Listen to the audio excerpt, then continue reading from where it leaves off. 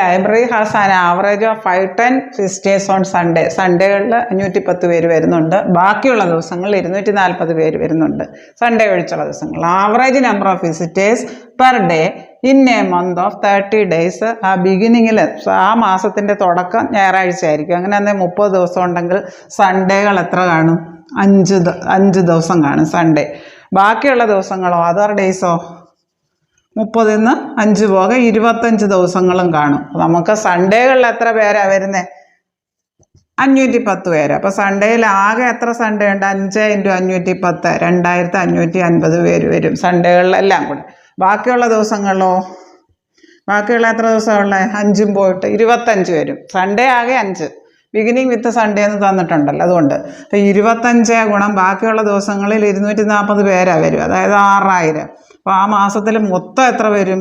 ഈ 6000-ഉം 2550-ഉം കൂടെ 8550 പേര് വരും.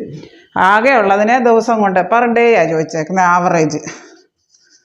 ആവറേജ് നമ്പർ ഓഫ് വിസിറ്റേഴ്സ് കാണാൻ എന്ത് വേണം? Total divided by number. ആകെ എത്ര പേര് വരും? 8550. എത്ര ദിവസം? Per day. അതാണ് ചോദിച്ചേക്കുന്നത്. ഇത് ഡിവൈഡ് ചെയ്യുമ്പോൾ 855-നെ 3 വെച്ച് ഹരിക്കുമ്പോൾ 285 വരും. ഓപ്ഷൻ ഡി ആണ് ഉത്തരം. 285.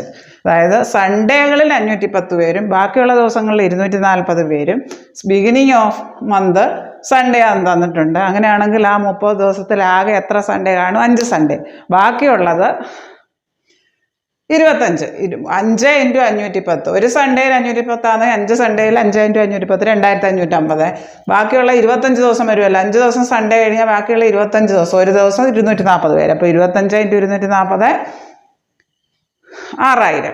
ഈ 6000-ഉം 2550 കൂടെ കൂട്ടുമ്പോൾ ആ മാസത്തിൽ ആകെ 8550 പേര് വരും. എത്ര ദിവസം? Per day. Average number of visitors per day ആയി വെച്ചേക്കുന്നത്. ആകെ ഡിവൈഡഡ് ബൈ ദിവസത്തിൻ്റെ എണ്ണം. 8550 / 30. അതായത് 285 വരും. ഓപ്ഷൻ ഡി ആണ്.